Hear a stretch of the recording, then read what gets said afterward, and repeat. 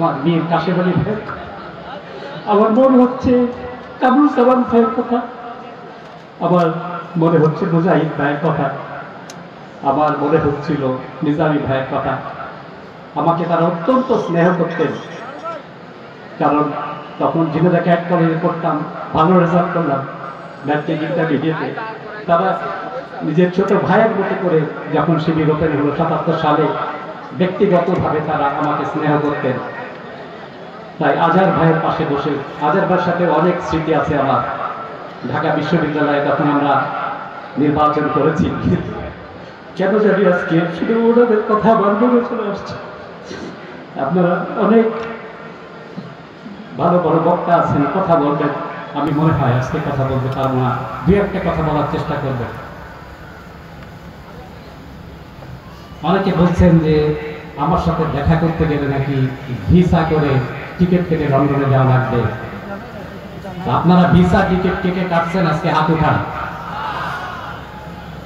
আমি আপনাদের দোয়ায় আমিরে জামাত যখন লন্ডনে আমাকে বললেন যে অনেকদিন বিদেশে থেকে দেশে আসতে হবে, দেশে কাজ করার, দেশ গড়ার সময়, তখন আমার বিদেশি পাসপোর্ট ছেড়ে দিয়ে আমার চাকরি ছিল আরো 7 বছর, চাকরি ছেড়ে দিয়ে আমি চলে এসেছি।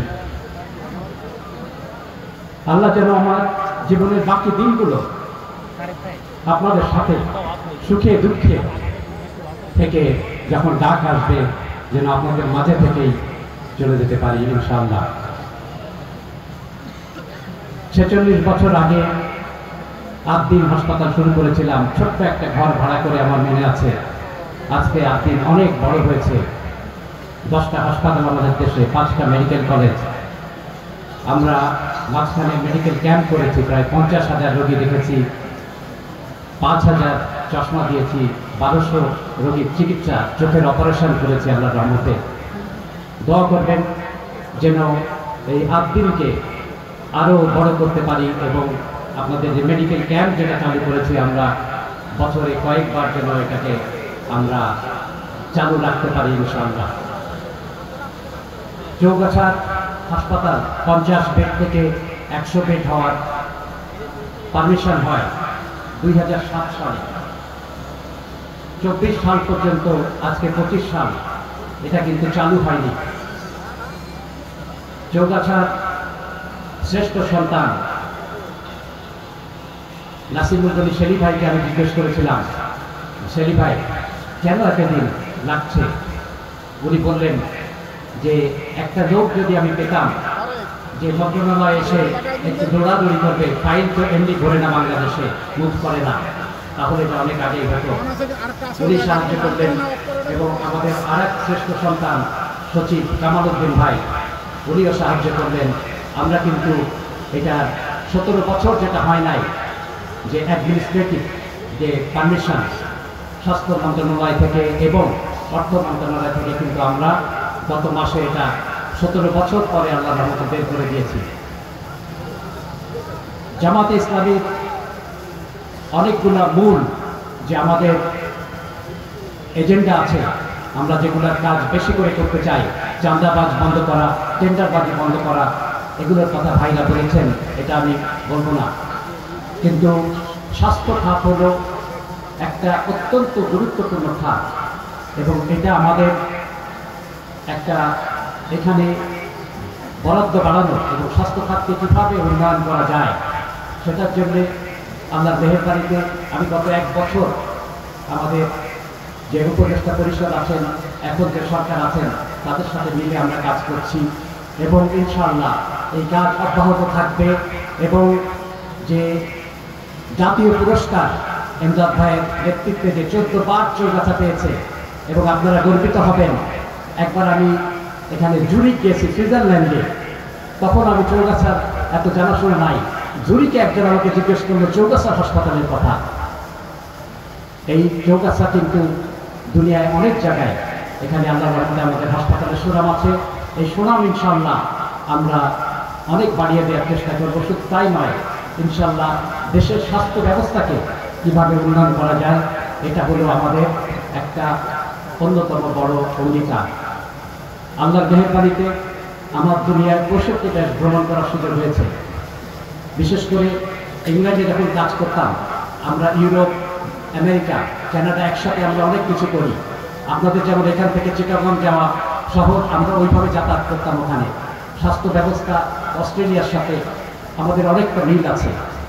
সব কিছুই তো এদেশে আনা সম্ভব না, কিন্তু তারপরেও আমরা অনেকেই কলকাতায় যান চিকিৎসা করতে, থাইল্যান্ড যান, সিঙ্গাপুর যান, কিন্তু ওখানে যে ডাক্তাররা চিকিৎসা করে তারা কিন্তু আমাদের হাতেই, যত আমি বলবো বহু ডাক্তার আমাদের হাতেই কিন্তু ওই সব দেশ থেকে এসে আমরা তাদেরকে ট্রেনিং দিয়েছি, তারা ওই সব দেশে ফিরে গিয়েছে, সেখানে আপনারা চিকিৎসায় যান।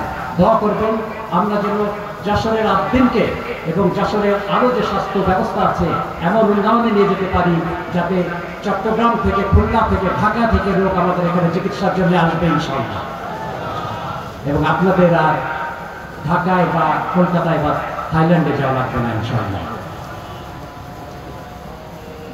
আমরা কি আজানের জন্য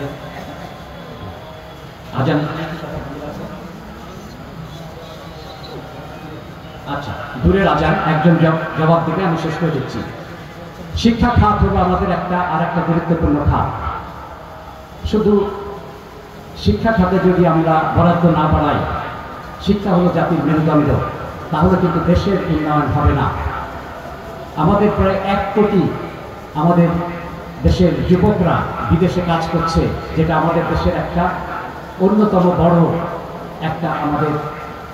একটা বড় জিনিস, যে আমাদের সেটা যদি আমরা এখানে বিদেশে যারা কাজ করেন একটা আনস্কিল, অধিকাংশ হলো আনস্কিল লেবার, কিন্তু যদি আমরা এইসব যুবকদেরকে, পৃথিবীতে কিন্তু উন্নত বিশ্বে একটা বিরাট সমস্যা, এখন তাদের জনসংখ্যা যুবক কমে যাচ্ছে, বৃদ্ধ লোকের অনেক বেশি, যে কারণে যুবক যারা কাজ করেন তাদের কিন্তু অনেক বেশি ডিমান্ড। আমরা যদি এই যুবকদেরকে যদি আমরা কিছু টেকনিক্যাল know-how এবং শিক্ষিত করতে পারি, তাহলে যে বেতন পান সেটা কিন্তু 4 থেকে 5 গুণ করে ফেলা খুবই সম্ভব। মূল্যবান বক্তারা আরও বক্তব্য রাখবেন।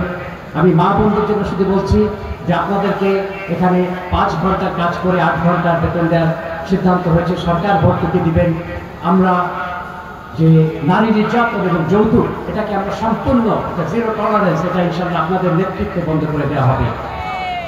তাই আসুন আমরা সবাই মিলে চাঁদা মুক্ত, সন্ত্রাস মুক্ত, সকল মানুষকে যে সম্মান আল্লাহ রাব্বুল আলামিন দিয়েছেন, সবার জন্য সমান আইন দিয়ে, শিক্ষা খাতকে অনেক বেশি অগ্রাধিকার দিয়ে, স্বাস্থ্য খাতকে অনেক বেশি অগ্রাধিকার দিয়ে সবাই মিলেমিশে আমরা একটা সুখী সমৃদ্ধ বাংলাদেশ গড়ে তোলার জন্য কাজ করি। দোয়া করবেন। আসসালামু আলাইকুম ওয়া রাহমাতুল্লাহ।